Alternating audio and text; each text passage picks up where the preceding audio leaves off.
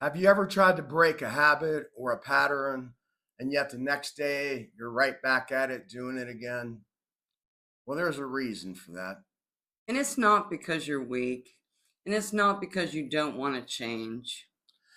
Yeah, and the thing is once you break those promises to yourself and keep going back to that old cycle, that old habit, it starts getting harder and harder to get out of. Now, I'm not trying to discourage you and say you can't get out of it because you can. It Absolutely, yeah. just comes down to a decision. As a matter of fact, I was watching an interview the other day with Robert Downey Jr. Hmm. and they asked him, "Is it really hard to get sober?" And he said, "Getting sober is easy. Making the decision to get sober is the hard thing." And I think there's truth to that I do too. because it's really just going like, because it's easy to go, "Oh, I've been sober for 6 months. I can go back to it now." But you can't because Right, you're going to get caught right back up into that. right, So just thought I'd use that. I just watched that the right. Well, not to mention, other the day. thing is that when you do finally quit this pattern, this cycle, is you're going to recognize that the whole reason you used this substance or got into this pattern was to feel or not feel the emotions that you were feeling. Maybe it's Right. something going on in your house, maybe it's something from your past, maybe it's your job. Regardless, you're feeling out of control, and sometimes it helps to come home. Maybe, I don't know, drink, smoke, gamble, whatever your pattern may be. Yeah, I know. I grew up in a tumultuous home as a child. So by the time I hit 14 years old, I was out drinking, taking Quaaludes. If anybody knows what those were popular back in the day. That would be the equivalent of pain medicine today.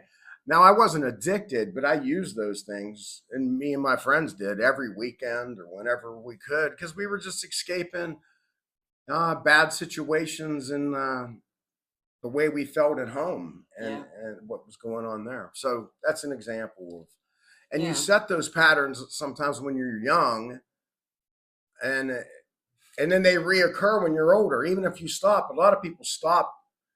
Excuse me. A lot of people stop like when they get out of high school or after they get out of college, Right. but then they go through a divorce or they lose a job or something like that happens, and they will go back to those old habits that they were escaping from As a child, as a child. as a kid. Right. Yes.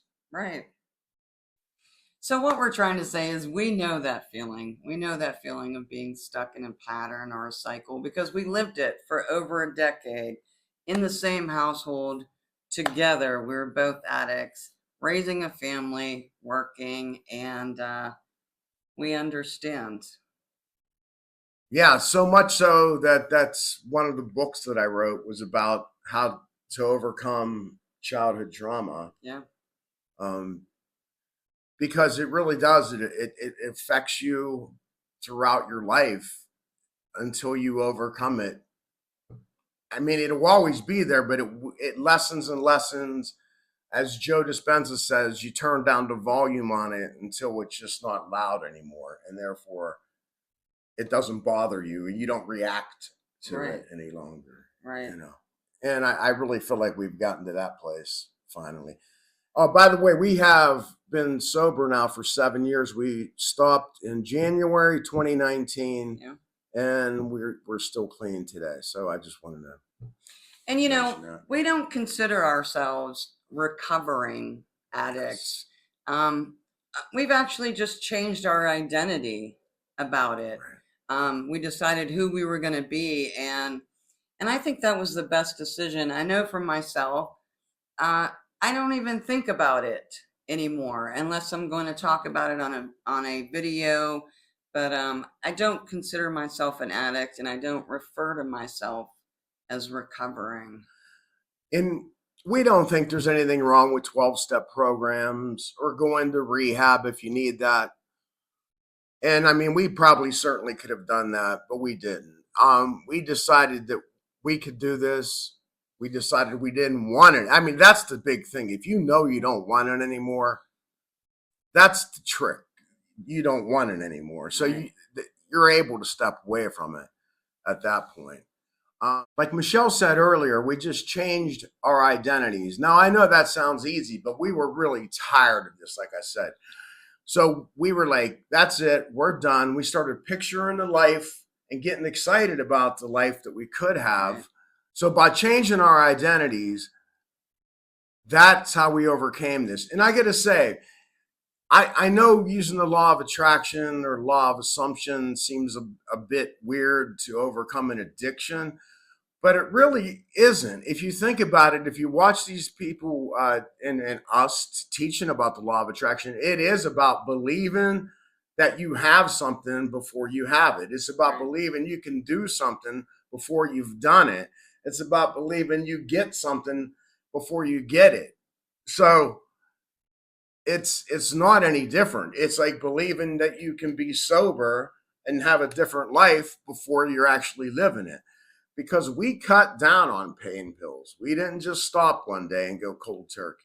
Dwindled down slowly and slowly until we took the last one in the end of December, or wait, no, it would have been the beginning of January, right before we flew to Thailand. That's another thing. We sold our house, quit our jobs, everything, and moved to a different country. Now, you don't have to do that. Or maybe you do. I don't know. But we really went extreme. We were just like, we're done with this. And we were able to do that extreme move because we had the house to sell and all that. So do whatever it takes. But here's the thing. It is the law of being. This is what I want to get at. The law of attraction, the law of assumption is really just the law of being. Choose who you want to be and start acting like that person. That's why we've mixed overcoming addiction and patterns and everything else together, because they really are one thing. And I don't think they're delivered that way a lot of times, because once again, we've been taught that you have to do a 12-step program or that you have to go to rehab. And once again, if you're in withdrawals really bad and you need to see a doctor because you have DETs from drinking too much, I'm not a doctor. I was an x-ray tech for 20 years, though. I have a radiology degree. And I also have a master's degree in divinity. Michelle and I don't really talk about like our accomplishments in life very often, other than that we overcame pain pills and that we moved to a beautiful country. That's pretty much it.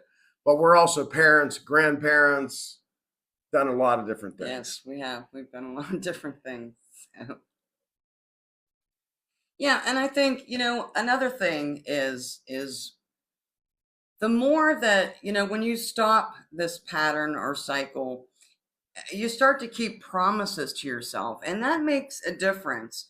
Every time you don't do that and stop that pattern, you've kept a promise to yourself. Because I think that's another thing that happens. Like Boyd had mentioned earlier, you want to stop and then you end up right back where you were. So you keep letting yourself down, and the more you do that, it feels like you're going deeper and deeper. Well, as you get out of it, you're starting to keep promises to yourself, and that feels really good. Yeah, because eventually you stop believing in yourself. Yes. And really, to be someone different, you have to know you can be different. And if you just keep repeating the same patterns over and over, you got to break that cycle, whatever it takes. That's why we did such extreme things to break the cycle, because it was tough. It wasn't an easy thing to do. But I don't think it has to be as hard as we made it either. Everybody's different. There's been people who've asked God, asked Source for help and got off medicine and never had any withdrawals. I actually saw a testimony of a lady who was addicted to pain pills. That's wonderful. And had been on them for years. A Joe Dispenza testimony. And she just stopped taking them and never had any withdrawals. So, I mean, God works, Source works. The universe works in mysterious ways. So trust your instincts, be led by the spirit, be led by your intuition and And your inspiration. don't let external forces discourage you.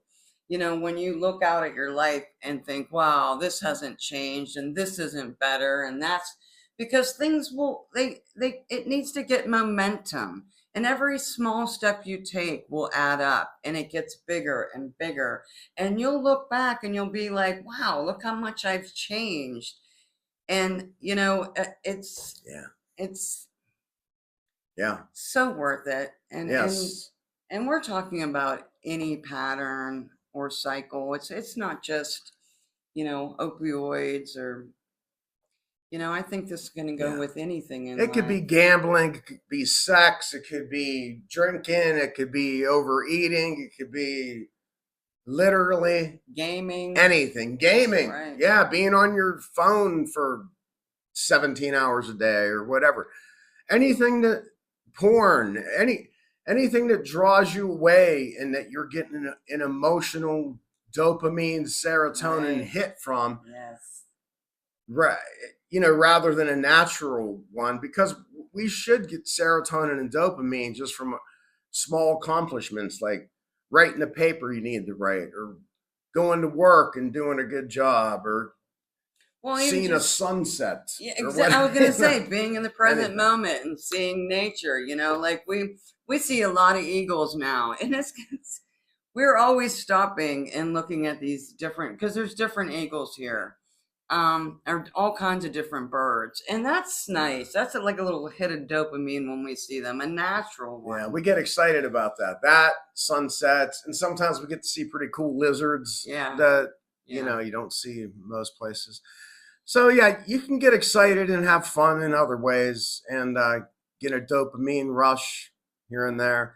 And exercise. I'm going to go exercise tonight. There's a gym right across the street, and that's big. Just jogging on a treadmill, Yeah. walking in. Just take a walk in nature. You've heard all these things. Lifting weights is really good for you too. Yeah, Right. do something physical. Go swimming. Meditate. All these things. Meditate. Visualize. Dance. Speak out loud. I did the video on There you speaking go. out loud. You know what? It really makes a difference. Speaking to yourself even out loud, like looking in the mirror and saying, "Hey, you did a good job there. I love you. Keep it up. Keep Yeah. up the good work." I mean, I know that stuff seems trivial or almost silly, but It's not. it makes a difference. It Yeah, does. It does. Yeah, so we just wanted to encourage you and let you know that, you're not stuck. We're able to change. You're able to change. And Leave us a message too underneath this video, or you can reach us at redemptionpublishing.com. at gmail.com. Oh, sorry. It's okay. Redemptionpublishing@gmail.com. And that goes directly to us. That's us. It's not like our company that someone else is going to read. That goes right directly to Michelle and I.